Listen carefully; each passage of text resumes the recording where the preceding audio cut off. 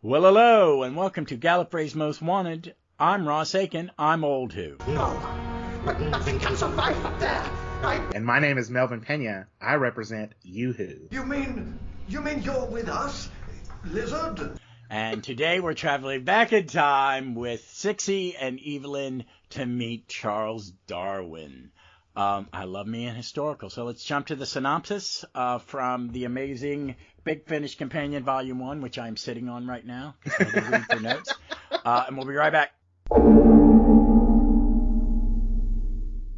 Bloodtide. Big Finish, main series, story 22.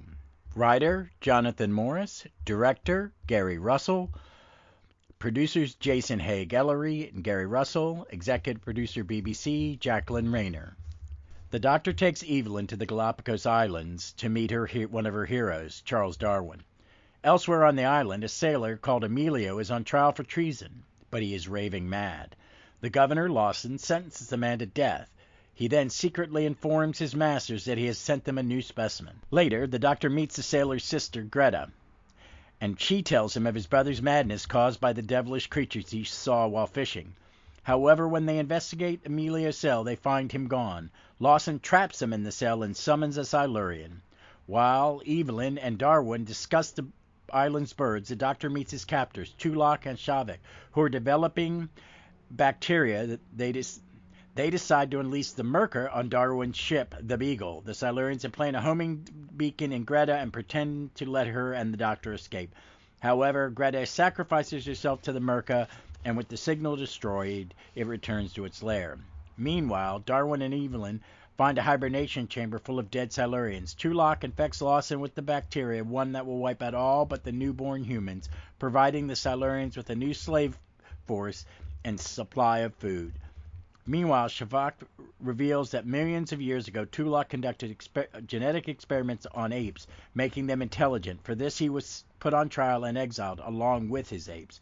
So it was Tulak that created mankind. The Doctor convinces Shavak that Tulak is responsible for the dead Silurians in the hibernation chamber, while Evelyn places a homing beacon aboard the Silurian sub. Shavak helps the humans escape, and dies defending them against Tulak. The Doctor sets the Silurian reactor to explode, destroying their bunker. Tulak escapes in his sub, but is killed by the Merker when it is summoned by the homing device. The Doctor asks Darwin not to reveal any of this before leaving with Evelyn. Another great synopsis from Big Finish's Companion Volume 1 by Richard Dinnick. All right, I'm going to start on this one. This thing has three things that make it almost, I was going to love it no matter what. It could be the worst script in the world and I would have loved it. It's an historical with an historical character. Mm-hmm. It's got Evelyn and it's got the Silurians. Correct.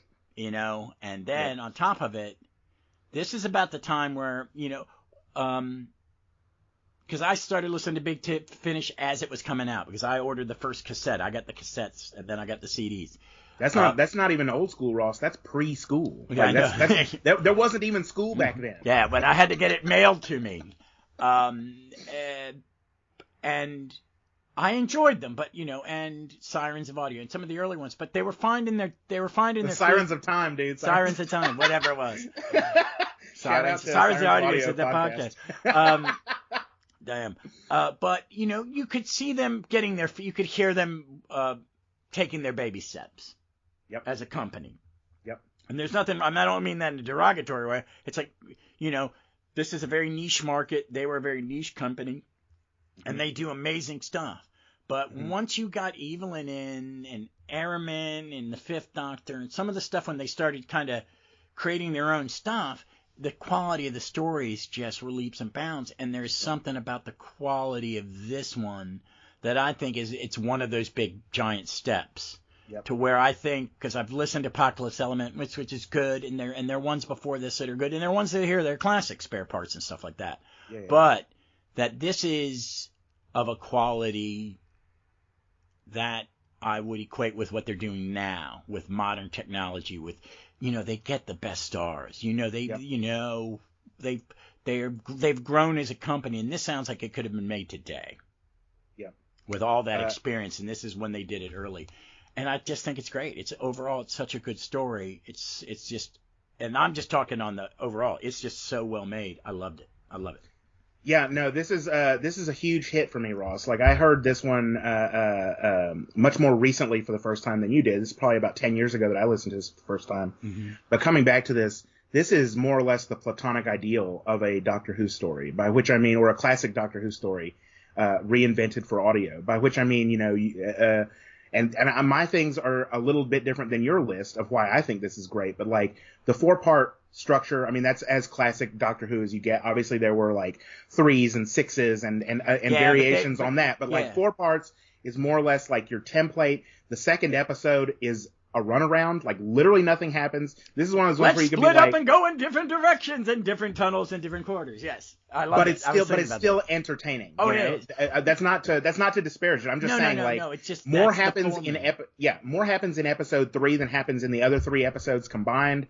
Like all of the revelations and recognitions and everything starts cascading, but it's also like brilliantly put together and structured in that way that this is why I'm saying it's like the platonic ideal of a Doctor Who story. Like all of the elements of what make a Doctor Who story are here. And I really love that about it. And like the thing I love about the Sixth Doctor, specifically in this story, or the Doctor's character, and it's so wonderfully played and so warmly played by Colin Baker, is that he is an alien. He is unsentimental about biological facts. That there are things that happen and revelations that occur, which we'll get to, where he is very clearly an alien, very clearly different than us. Because one of the things that really it doesn't sit well with me about any Doctor Who really is when they make the Doctor too human, or like you assume human values because he has a human appearance. And this is a story that really seeps us through the Doctor and the Silurians in radical sort of otherness. We're looking at the world, at our world, through alien eyes for so much of this story, and I really love that sort of perspective shift. Yeah, what I like about and what Big Finish gave us and really gave Colin, and then we reaped the benefits of it, is they gave him room to play and really. Colin Baker was not served well by some of his scripts and what was going on behind the scenes that he had no control over. He is probably one of the actors I think is the most natural for playing this character, and his version is very uniquely his. There are elements, the haughtiness of the first Doctor, that alienness. And I'm glad you said that, because I don't always think of him as that way, because Tom Baker plays it alien, Matt Smith plays it alien. You know what I mean? Certain ones make that cognitive choice as an actor I need to make him disconnect in this way. What I like about this one is we see the softer Sixie that Colin wants to give us, but still when him and Darwin go into the Silurian's larder? Yeah. And he's like, "Why are you surprised?" Oh no, I think it's actually it's the captain. It's Captain Fitzroy. It's Captain Fitzroy. It's Captain Fitzroy. And he goes, "What would you do? Why are you? You kill and eat animals. What makes them worse than you?" Yep. And the same thing when he runs into Evelyn and they discuss it when they come back together in episode 3. He's like, they raised you for stock in the same, and just the way he says it, the same way you would raise chickens or goats. Like he says it, there is a warmth and a softness there, which you're saying about his Doctor, which I get that. But there's also a matter of factness about it. Yeah, like, that's what I'm saying. To him, he doesn't need to. He's not scolding her. He's just educating her. Yep. You have to see it from their point of view. Yep. And that's one of the great things about Evelyn. Even though the Captain Fitzroy and Darwin both. And we'll talk about this too, sort of like it does not sit with their worldview well, which again, we will talk about. They are practical enough characters in the story the way that, I think this is a Johnny Morris script, right? Jonathan Morris. Johnny Morris. The way he writes the characters, they hear it, they take in the information, they accept it, and move on. There's no, production made about the Doctor's point of view or the Silurians' point of view being so radically different, but because again they understand it from the point of view of farm animals. They understand it from the point of view. The Doctor also reproaches, I think it's Fitzroy or Darwin, with, how can you say that you are more civilized when you treat your fellow man the way you do? And he's either or both referring to the Galapagos as a penal colony idea, or the idea of slavery, which is still in slave labor. That's what what you did in prisons in that period. Yep. You worked to death. Yep. And of course, slavery had already been abolished by this point, historically and technically. Technically, in but England. it's still it still existed in South America until the early 20th century. Yeah. So he's more or less, and this is what we're talking about. Like, he's confronting them with facts of things or analogs that they understand, and they cannot but accept them. Yeah. So that I love is there's an argumentativeness, a sort of Socratic dialogue, a dialogicness of it, a dialectic to it that follows from one point to the next. Like, here's something that is comparable, and they have to be like, oh yeah, you're right. And what I like is because there's a lot of that in it, and I think it's part of it because because he's meeting someone who changed science and changed our worldview on how the world worked. That he discovered something, and then he had to have these kind of conversations with himself and other scientists. Go, no, this is the way the world works. Yeah. We've thought this, we thought that, and I like that, and I like that. My thing with the Doctor, I love historicals, and I love it when the Doctor meets someone famous. Yeah. I think there's a crutch in Doctor Who where he name drops a little too much, and sometimes that gets old for me. But I like that but in this one I like it, and my only pet peeve in the whole story is, and it's not a big one. It's like Darwin has to have his moment of doubt. If you're going to have Darwin in here, this is a man of faith who stopped being a man of faith and could not have his faith and what he had discovered coexist, and that had to have been for a man of that era a traumatic experience. Well, I mean, I think, yes and no. Like, and that's one of the things. Maybe not traumatic, but a huge paradigm shift in his thought process. I 100% get what you're talking about, and I'm not arguing with it. What I want to do is qualify that a little bit, because I think it's one of the things that this story, like as a Doctor Who story, has to be a little bit simplistic. That's it. Yeah, I get that. I think you're right. But he has that. We get to hear him have that monologue that represents probably something that took him years to cathartically get through. My problem with my big pet peeve is the Doctor says the Silurians made you evolve. Yeah. And that point, I'm like going, don't leave. If you're going to have a historical character, do not make the science fiction element of it be in any way, shape, or form, the cause of what they do famously. I mean, yeah, but that takes me out, and that's my minuscule little pet peeve with this one. I hate that. And that is where I need to interject, because I get that. I get the frustration with it, and I get the anxiety about it. But again, this is one of the things you have to do in a Doctor Who story, is sort of make that a little simpler for the drama, and that is exactly why it's making you a little peevish. The thing is, the fact of it is that there is a historical tendency, what they call the great man theory, which is that, or the great man hypothesis, which is that history pivots around gigantic contributions or great leaps forward, to borrow a phrase, by specific individuals, when nothing like that exists out of context. Like, Charles Darwin isn't even the first Darwin to talk about evolution. Oh, no, I'm not. I'm talking about his cathartic change as a person. No, I get it. And this is the thing, is like, the Doctor eventually tells him, like, no, your theories still stand, and there is no real sense in which the historical record as it is known by any of us changes because of this adventure.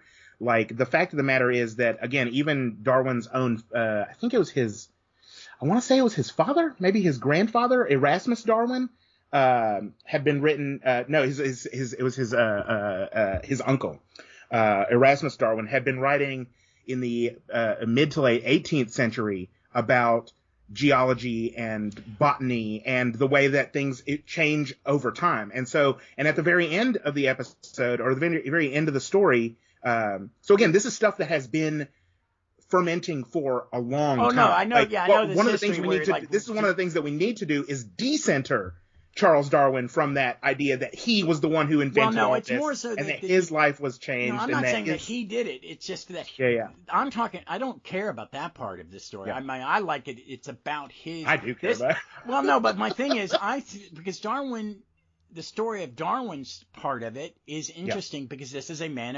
This is someone. He is a mirror on society. He's not. That's what it is. Because it starts with the science of geology is only like 60 years old, if that, when he's doing this. They discuss that as well, but it's still they introduce it to geology, and then that added to, all the, once we could start timing things, and we that math, that kind of thing starts, you get to him, and there was another person at the same time who had the same theory. And that's what they talk about at the very, very end of the episode, is that, or the very end of the story, is that the doctor tells Evelyn, maybe he tells Charles Darwin to, think about or talk, keep in mind the name of Alfred Wallace. It's a name that, will ring a bell to you at some point. And this is the guy. He was writing almost the exact same stuff at the exact same time, which actually was what prompted Darwin to write The Origin of Species. So it's not even that Darwin was this sort of huge figure that influenced everything. He's part of a critical conversation that is going on over the past sort of 70, 80 years. But no, I get I get what you're talking about. Yeah, he's our in on the history lesson. My thing is, my peeve wasn't, it's because that's why you tell Darwin's story. And Darwin and Watson, what is it, Watson? It's Watson, right? Wallace. They have very different stories, where Wallace didn't go through some of the abuse that Darwin did. Exactly, and that's why you kind of focus theory, because things do focus on a specific character in the historical record. That's the name that's more famous. But he also represents when he has that moment where he's like, I believed in God. The character is now speaking for society because the theory of evolution, and to have it. Imagine, it's bad, an alien landing in a 20th century story, people freak out, but what would it, that Darwin and Fitzroy are those stoic English characters that just accept it, so, but what I love is that I love this version of Darwin, because what's Darwin, in his 20s, 30s at this point? He's young. And then it's just, that part of it I really like. It's just that, and I hate it when I see it in a regular Doctor Who episode. The Doctor's not responsible for fuck all. Stop that. It's just that bothers me. It's like, I get it, but you also want to have that dramatic moment that, and in that moment, I think we can see it as we can see a workaround for that. Again, what's making you anxious about that is that, we're talking about seeing what's happening in Darwin and Fitzroy's mind in the moment they're discovering it. So, of course they're going to have this, they're gonna overreact for a minute and be like, oh my God, God doesn't exist anymore. That's a little bit early for Darwin. That doesn't happen. But the crisis, that crisis moment is good dramatic fodder. But they do that, because that does that. You're right. His abandonment of Christianity comes much later. It's just reason why, he's like me. I was going to be a minister at one point. That was my plan out of high school. And then I met white evangelicals, and I went, fuck this club. I went, peace out. I can't do this. I can't do it. You do not understand anything of what you were supposedly taught, and I'm gonna make my own thing. But I get it. I like stories like that. I like to see a character challenge, and I want to hear that inner monologue, because no one's going to say what he said in a conversation. It's not, it's a dramatic device, and it's great in this. I think this is one of the best acted Big Finishes in a lot of ways. Absolutely. I forgot Miles Richardson was in it. One of the things that I loved looking at the cast is that the Silurians, that there's no that these are different actors, and you can tell. It's one of the things that if you ever listen to any of the Joe Ford family of podcasts, especially when he talks about Big Finish. Like, he has a real axe to grind with every other voice being played by Nicholas Briggs. Yeah. And this is one of the things where his absence in this is notable also, because like it gives the Silurians sort of, instead of like one voice that you can sort of tell who it is, like that those voices can develop characters of their own, and I really like that. Yeah, and I like that they use the original effect, because I like the original effect. I don't like the fact that in the modern Who, they, they're just humans with because I mean, tone it down. This one, it's the nice balance of it. And you can tell them apart, because like you said, it was like, oh, they are using two different actors. Yep. I did catch something when I was looking at my notes. Okay, Jane Goddard, who plays Greta, is the wife of Rob Shearman. And Rob Shearman and William Johnson play the Merker. I want to know how they play the Merker. One, the Merkers never looked better. I do love the little hint or clue in there that excuses Warriors of the Deep, or Warriors from the Deep, because everyone. I was listening to, speaking of Joe Ford, he was on a podcast, I think it was the Polis Box, where they were talking about Warriors of the Deep specifically, and everyone harps on how bad the Merca looked in that. But the thing is, like, Darwin at I think it's into episode 3, where he's like, it's a full-grown adult Merca. So you can be like, oh, that's why, because it was just an infant, the one in Warriors of the Deep. That's why it was so small and bad. Oh God, I should love Warriors of the Deep, because it's a submarine-based movie made in the 80s, like The Abyss, except it has my big pet peeve. It's like, I know you really had to light those studios, but that shit's too white. But you did bring up one of the things that really annoyed me about this story, which is the terrible foreign acting, the vocal choices made by Jane Goddard and Jez Fielder as Emilio and Greta. Like, there is nothing that grates on my every last nerve worse than really, like, over the top foreign acting, especially with native Spanish speaking characters. And they were both just so whiny and so shrill that I was actually glad when they both died. I think that makes me a bad person. I want to know, see, because it's just like through episode 1 and 2, it's just like listening to them. And this is one of the things about Otherness that I really can't stand, is when you make native foreign speaking characters weak, terrified, whiny, shouty, screamy, all the things that people like talk about being annoying about classic Doctor Who companions, I feel like is foisted onto, like, especially characters of Spanish origin in Doctor Who. Like, it's just a thing that I notice, and it really drives me. And I noticed it, that they're so shrill, and they go on and on. And also, and on. they're not important in the story. If you're not, I mean, I don't understand why you. Because one, I was listening to it and went, okay, I'm from America, and the Latin accent I hear we hear in this country more prominently is South American or Central American Spanish. You know what I mean? Are they doing Spanish accents? And if so, they need to get punched, because they can't stand like that. Because I don't hear anything in it that. How are you supposed to be speaking a Spanish-speaking person? Your accent, and I thought, is that what does a Spanish, capital España accent? Because it's got to be totally different.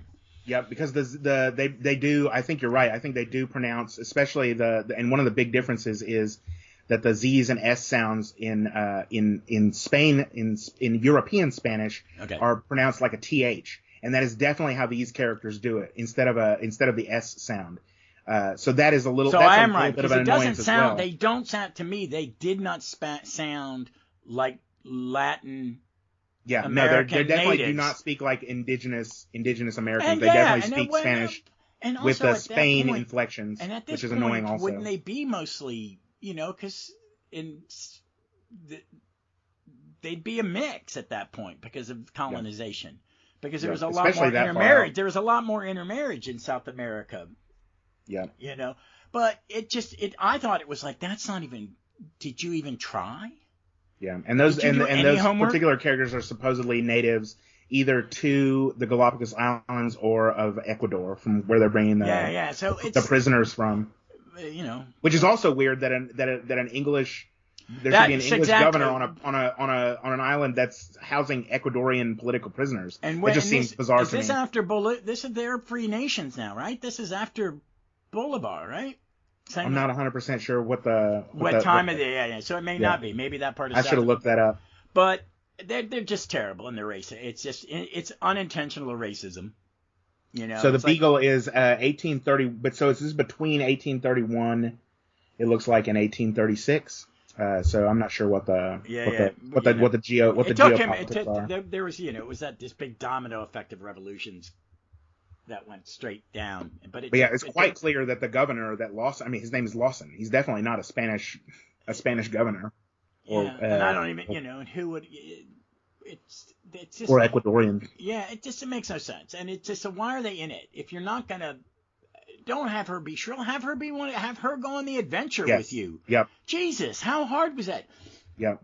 Why is Again, I get it, and that's one of the things also that I was actually praising earlier when I was talking about this being sort of the platonic ideal of a classic Doctor Who story, because in a classic Doctor Who story, you would absolutely have characters like this, which again, I say that for good and bad, because it is very much a classic Doctor Who story, and it does all the things that a classic Doctor Who story does, including sort of unintentional sort of ethno othering, which is, again, it's fine. It's like, that is part of classic Doctor Who. There's no getting there's around no way. It's the nature of any entertainment medium I harp on this. It's like you really, there are things like Birth of a Nation. I canceled it myself. I tried to watch it as a cinema fan, and when I need to see it, it's an important piece of cinematic history. And I watched it, and I went, why the fuck are we watching this? Yeah.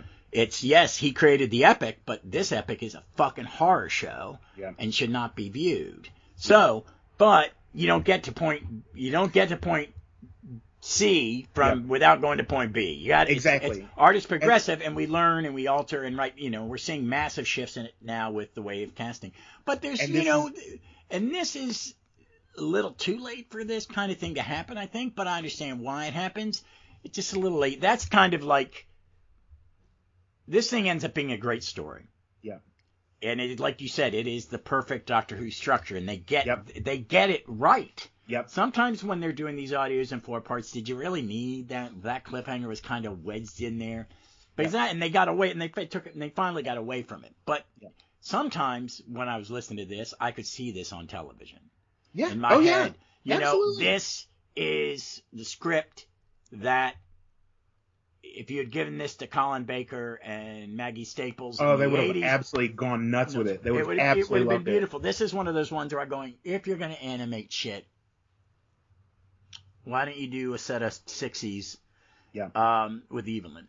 And this is what I'm saying. This is not a critique. This is just an observation of and of course this came out in 2001. It's not that late for that, Ross. It's and as you were saying at the very beginning, like, that they got the format down, they got the, but this is, it is a way station. Like, I don't think that you would have those particular characters characterized in that particular way, played by English actors today. Absolutely not. Like, they would definitely, and I think Big Finish has done a great job of that recently. The last 2 or 3 years, like, if you have a character of a certain nationality, you would get someone, and not necessarily probably, it'd probably be harder to find like an Ecuadorian actor in London. Yeah, but you could get there's got to be a Spanish, a Latin descent people living. I mean, it's England. They're a cosmopolitan nation, like they're patchwork, like we are. Of course. Yeah, and like I'm saying, even these aren't critiques. Even with these are just Ruth, observations. what's Ruth?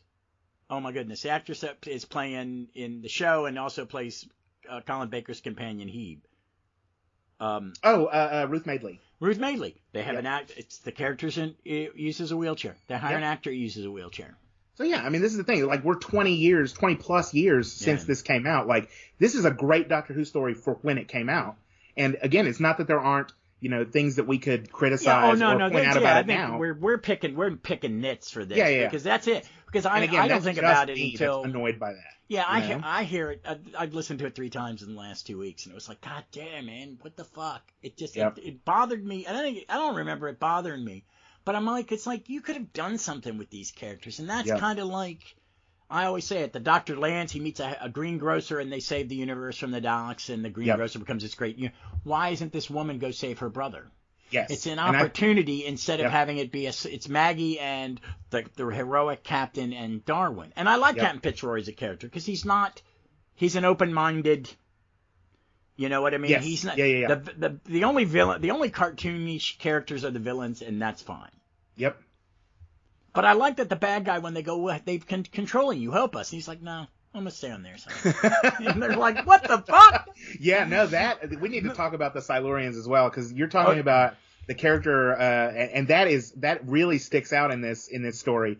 I think his name is Lucan, the third Silurian character. Yeah. Who is the one who, for whatever reason, like, no matter how weird T'Lok gets with it, T'Lok being the sort of main Silurian villain, like, it just sticks by his side the whole time. Like, man, you're really awful. Like, I get it for T'Lok because he's a cartoon villain. Shavak, the female Silurian, like, once her eyes are opened and she understands, like, the atrocities that T'Lok has committed, which, I mean, hopefully we'll talk about that as well. Like, we need to talk about these characters. But yeah, Lucan weirdly sticks by. He's like, okay. All right, Sergeant I'm with Schultz. You to the end. It's like he's so. That is the worst character in this whole story. He's like Baldric in in Blackadder. Like, what in the hell are you doing with this dude? He was a war criminal. Your own people thought you were a fucking war criminal. Lucan, man alive, what is your deal? And then and I liked it, in the sacrifice. I think this is one of my favorite Silurian stories. I think because they are good, and I love the Silurians. It's one of my favorite. I mean, I like that first season of Pertwee because it's just more regular science. It's less Doctor and more science fiction. Yep. And I love the Sea Devils, and there's aspects of Warriors of the Deep I like because I think I like that version of the Silurians. Yeah, me too. And I do like modern Silurian stories, and I do, and I know why they changed it because you're not going to hire an actor. Yeah. Who's going to be in a rubber mask that you can't see anything of their face. And that's one of the other things that I love about this story, Ross. We were talking earlier, when I was talking about this being the platonic ideal of a Doctor Who story. This is such a natural fit for the Silurians. Like, think about it. Lizard creatures, that bipedal lizard creatures that roamed the earth for millions of years before humanity evolved, like meeting Charles Darwin in the Galapagos. Like, how has that Doctor Who story that's a Doctor Who story that writes itself. Like, what a brilliant, it's such a brilliant idea. Like, and the way that Johnny Morris, again, executes it is so well done. Like, again, you have a mad Silurian scientist who, if you're going to bring in Charles Darwin, obviously you're going to talk about evolution. So the idea or the thought that, to write a science fiction story about Silurians who genetically engineered the leap between, primitive ape creatures and Homo sapiens, it's a beautiful Doctor Who idea. And I love it. It is. And that's, and they really those are the ones that I like. I've always liked them. I mean, give me a historical character, but this one is just I just close my eyes and I can see it. It's when Big Finish transcends. There are two things that I love. If this happens to me when I'm listening to a Big Finish thing, I know they've hit the home run. One is if I close my eyes when it's one of these and I go, oh, I'm in 1980. This is on TV. Blah blah blah. But with good special effects. Or when it transcends it, when it's something it's like you could never do this. This can only be done by you. When it is so weird and so big that they have so much confidence in you as an audience member because they're going to build this world. Just give them a little bit. It's huge. Let their imaginations run. And that's what I like about audio plays.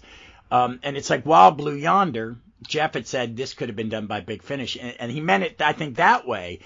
This is something they do, the giant spaceship with the Horus people, and the thing that's made up of this, that normally is kind of Big Finish's forte. Like, we don't have any rules. So, and this one is of the latter. It's the one where I believe this was a classic Who done on television, dead on right. It's that time when you see these ones that are near perfect. Because not every Doctor is perfect, and there's certain ones we all go, oh, that's the one you used all the tropes, you did all the things that you normally do, but it was amazing. Yep. And that's what this one is. It hits all the tropes of there. I mean, there are Doctor Who tropes every 10 seconds. Cliches, But you kind of go, wow, you did that well. And that also plays into what I keep saying about this, like being the sort of for your listeners who may not be sort of familiar, when I keep saying Platonic ideal, like there's this idea that Plato talked about forms, and so if you say chair, for instance, like your mind immediately pictures a chair. Like, and that is the ideal chair for you. Like, it's what you imagine when someone says the word chair. It's like when you say the word Doctor Who story, or Doctor Who cliches, like exactly what you're saying. Like they're all over this script, but like they're done so well. You're like, yes, that is how you do Doctor Who. Oh yeah. So that's what I mean when I keep saying that. It's yes, I get it. Like this is that. Of course you do that in a Doctor Who story. Of course the Doctor, in I think it's in episode 3 where he finally realizes that Shavak wasn't killed by Talak. He's like, okay, now my plan will work, and he becomes like smug and self-satisfied for like the rest of the episode, but in the most charming way. And that's such a Doctor Who thing, for the Doctor to just stride through this enormous peril with like the biggest shit-eating grin on his face, because he is, but it's earned because you've gone through these perils with him, and again, it is a very Doctor Who thing. Or like the mad scientist who is like gonna kill everyone on the earth so that he can rule supreme as a god. Like that's it. So many Doctor Who cliches in this, but they all work. They all, you can say, the actors, the script, the scenario sells all of them. Oh yeah, it's amazing. It's so. My nits are so tiny in it. Yes. Because, and I listened to it again this morning. I was making breakfast and listened to the last episode again and just loved it. And folks, if you've not seen it, there is, if you have Spotify, there is like the first 50 at least. 50 in one thing. And it's well worth a listen, because you do get the early McGann in there too. Yep. So, and there's also like, weirdly, it actually fits in quite nicely into that sort of Eric Sayward ultra-violence era, that there are some suggestions of like, gore and body horror, especially when we sort of glossed over the fact that you walk into the Silurian's larder and there's like human flesh, like hanging from hooks. Like there's some weird, gross, like, really shocking things in the story. Yeah. So and that fits into this era as well, which is, again, we haven't really talked about that. Or when Talak makes, Lawson, the governor, open the little chest with the bacteria. Yeah. And his flesh melts away, like instantly. Like there's some really gruesome stuff in here. So you got to edit it to them how much. They're gonna, you got to decide for yourself how gross it is. So I mean, some of these things you really couldn't show on TV. Oh yeah. So, well, hey,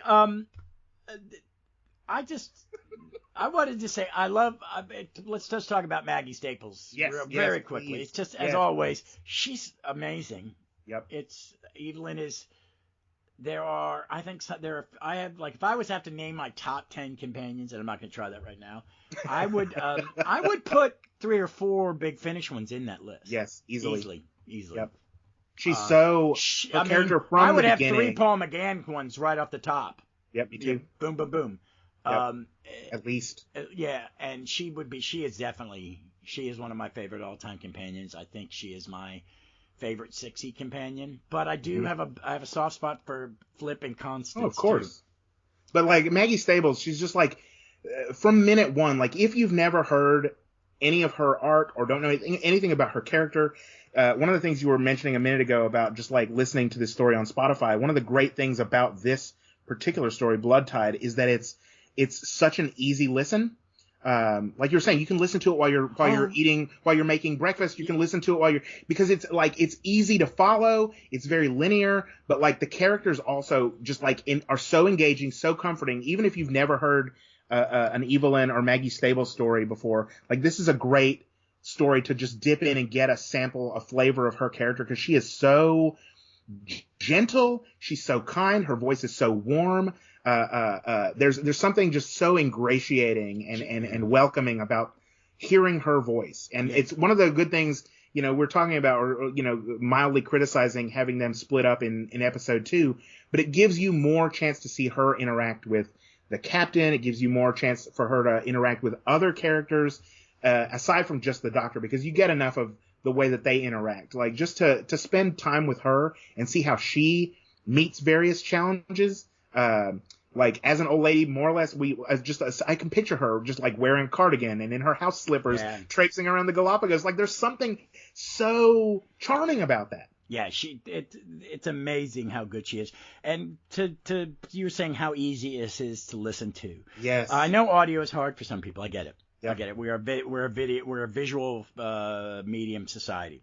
But when you have a cast as good as this, in the main characters, acting their asses off, being real in the moment, present and interact, and this is their talking. This is back in the day where they're all in the same room, doing it. And that Colin Baker and Maggie Staples' chemistry is the reason why she is so loved and why this works and why this is such an engaging story. A lot of that falls on, I would say, definitely the leads in this, and that includes the guest cast. That they all do such a good job that if you're not normally an audio listener, you will be drawn in because you're going to be listening for everything they say, because they don't do a lot of describing of what's in front of them. Like, this is a room like this. It just is their interaction, and they lift this script up. I think actors, this is not a broken script. This is a very good script. But actors lift up scripts. Actors can take a bad script and make it better. They can't fix it. But I really think that this cast, and I was surprised that some of the people haven't done more. Yeah, me too. Yeah, I was going through them. I was like, oh, Miles Richards. No wonder Darwin's so good. It's Miles Richardson. Jesus, man. If he's got 1/10 of his dad's, he's got more than 1/10 of his dad's talent, I think. You know what I mean? But and everybody in it is good. I mean, my problems with some of the acting is the stuff they were given to do. But I forgot Helen Goodwin was in this one. Yes, and again, we haven't really said anything much about Shavak. Like, what a phenomenal character! Like, and I wouldn't have known it was Helen Goldwyn without seeing the cast list. But like, she brings so much. Like, that is for me the character of all the characters in this story that goes through the biggest sort of growth arc, or has like the biggest sort of change in how they start and how they finish. Because at the beginning, she's very much on Team Talak. That she saved him from being exiled or executed by the Silurians when he violated their rules by putting the humans on a faster evolutionary track.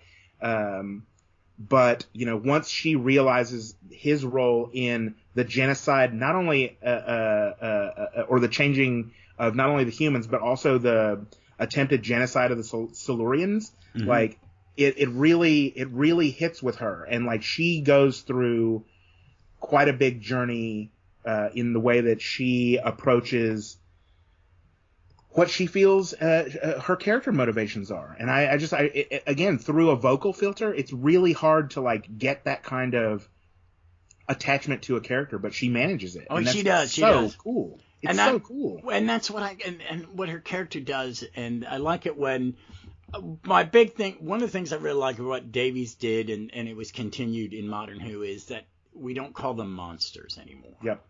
They're not. And she's showing that the bad guy was a bad guy to us too. He wasn't. That's not us. That he does not represent us. And she doesn't. And the fact is, she doesn't realize that until very late in the game. So we were talking earlier about Darwin's crisis of faith. Like, Yes. this has to be so shocking and appalling to Shavak, who she has protected him. She saved him. She set it up so that, and this is one of the things that is a little unclear to me, is how long they've been out of hibernation. She and Talak and Lucan. Yeah, they don't I'm really not say really that. sure. Yeah, they don't give it. They've how just long. been. Yeah, but I like it. And then, now that you bring that up, because I didn't really think about it, because they do both. She goes, "We had our time on this planet. Yes. Yep. They've evolved like we did. Yep. And it's their turn. Yep. Maybe we shouldn't have survived." And that's such a big decision for her to make on her own. But like, looking around at the people that are of her people that survived, you've got Talak, who is clearly insane, and Lucan, who is his yes man. Like, if this is what we've got left, I'm sorry, our time is over. It's Donald Trump and Stephen Miller. It's such a big decision for her to have to make. Yeah. And you really, like, when you think about later Silurian stories, like the Cold Earth and Hungry Earth and Cold Blood, the Chibnall, Moffat era stories, where they sit. I mean, it's one of the big critiques of that, is that Amy Pond and what's her name, the professor, the yes. scientist, they like that. They are. A lot of people have problems with that. They are nominated to make decisions on behalf of humanity, but we don't think about that in terms of the Silurians, and we should, because this is a big call that she has to make. That our time is over, and of course the Doctor. And this is one of the great things about the Doctor in this, is that he never overplays his hand, which he does in a lot of Doctor Who stories. Like, because the Silurians keep assuming that he's a human, and he never, like, in many modern Doctor Who stories, he would take offense to that and say, "I'm not a human, I'm a Time Lord."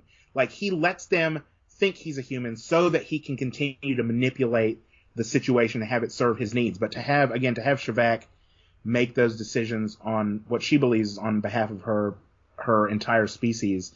It's a big deal for her to have to make those decisions. Yeah, it is, and sometimes those decisions are, because the world is changed on those interactions. Yep. White explorers coming to North America. Yep. That guy. He was just some captain who was paid to come over here and steal shit.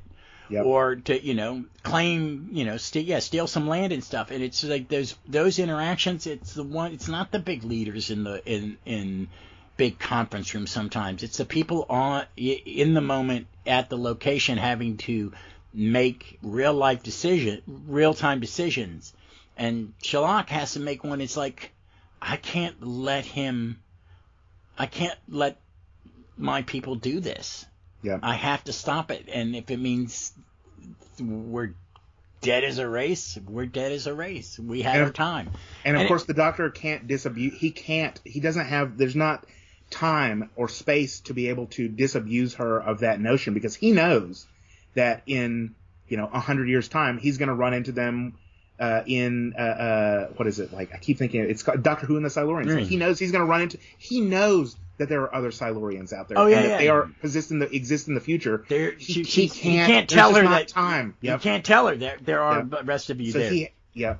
Which is that is one of the sad things, is like, there are things that he can and things that he can't. Because he makes a point of not discussing any this thing. I just know of your people. I'm not sharing shit with you. Yep. And I kind of like that with Sixie and time travel too. He's always kind of like, I'm not going to run my mouth. Yep. He has to do that with the humans too, because, like, you're right. Like, he tells Evelyn, like, you can't push Darwin into having revelations. And, like, when she tries to say the same thing to him later, which is the point that we were talking about earlier, where he's having that huge crisis of faith, and he has to be like, no, your theory still stands, that, the descent with modification, natural selection, all these things, like, doesn't the Silurians making a modification 1,000,000 or 100,000 years ago doesn't change the truth of your theory. Yeah. And Evelyn is like, but you said not to mess with him. He's like, but he just saw lizard aliens, talking about being God. I'm putting him back on fucking track. Yes, back on track. But, he can't, again, there are things, and I think that this script does that very well as well.